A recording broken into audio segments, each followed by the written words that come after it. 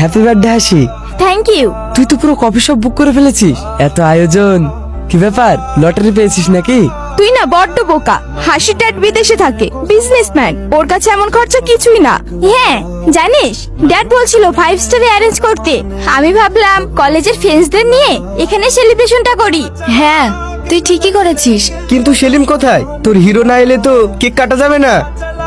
Excuse me, happy birthday Hasi. Thank you Selim. কিছু মনে করো না, একটু দেরি হয়ে গেল। তা সেলিম ভাই, আজকের খাবারের বিলটা কে দিচ্ছে? পুরোটাই হাসি নাকি তুমি? ছোটন, বিল কে দিচ্ছে সেটা বড় কথা নয়, বড় কথা হচ্ছে আমরা এখানে এনজয় করতে এসেছি। এনজয় কর। তুই রাগ করলে না, তোকে পুরো বিদেশি হিরোইনদের মতো লাগে।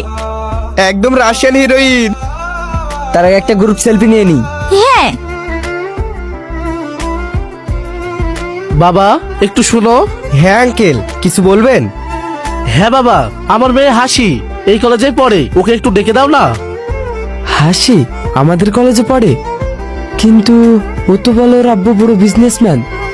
তোমাদের কথা ভুল হচ্ছে, আমি তো গ্রাম থেকে এসেছি এখানে ডাক্তার দেখাতে। ইয়ে আঙ্কেল বলে কি রে, হাসি নাকি ওনার মেয়ে? দেখে তো মনে হচ্ছে গ্রামের একটা আস্ত চাষা, বড় বিজনেসম্যান, শহরে থাকে। ওই তো আমার মেয়ে। মা হাসি, কেমন আছিস? হাসি, কে লোকটা? কে আপনি? মারে, তুই আমাকে চিনতে পারছিস না?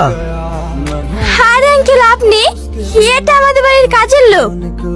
অনেকদিন আগে দেখেছি তো, তাই চিনতে একটু দেরি হয়ে গেল। কাজের লোক? তোরা চল, আমি আসছি। এদিকে এসো। তুই আমাকে কাজের লোক বলে পরিচয় দিলি? আমি তোর আব্বু। তোর জন্য আমি নিজের পেটে গামছা বেঁধে খেয়ে না খেয়ে তোর পড়াশোনার জন্য টাকা পাঠাই, আর তুই? চুপ করো, একদম মুখ খুলবে না। তোমার এই ছিঁড়া পোশাক আর গেও চেহারা নিয়ে আমাকে মেয়ে বলে পরিচয় দিবে না, নইলে আমাকে নিয়ে সবাই হাসাহাসি করবে। এখানে মেয়ে মেয়ে করে আমার মান সম্মান সব ধুলে মিশিয়ে দিতে চাও? এখান থেকে চলে যাও তুমি। আমি চলে যাচ্ছি। নে মা, এই মাসে কলেজে ফিসটা। এবার যাও। টনি চাচা, শহরে গিয়েছিলেন নাকি? হ্যাঁ আপনার মেয়ে কেমন আছে? ভালো আছে, তবে একটা কথা কি জানিস, ও অনেক বদলে গেছে। শহরের বাতাসে কথা বলার ধরনটাই পাল্টে গেছে। তা তো হবেই, নিজের রক্ত পানি করে মেয়েকে পড়াচ্ছেন, কিন্তু একটু সাবধানে থাকবেন চাচা, শহর খুব তাড়াতাড়ি মানুষকে বদলে দেয়। হাসি, বলো। কলেজে তো 15 দিনের ছুটি পড়লো, বাড়ি যাবে না? যাওয়ার ইচ্ছে নেই, শহরের এই লাইফটা আমার বেশি ভালো লাগে।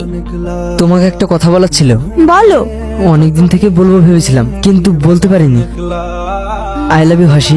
এত দেরি কেন করলে? আমি তো ভেবেছিলাম কোনোদিনই বলবে না।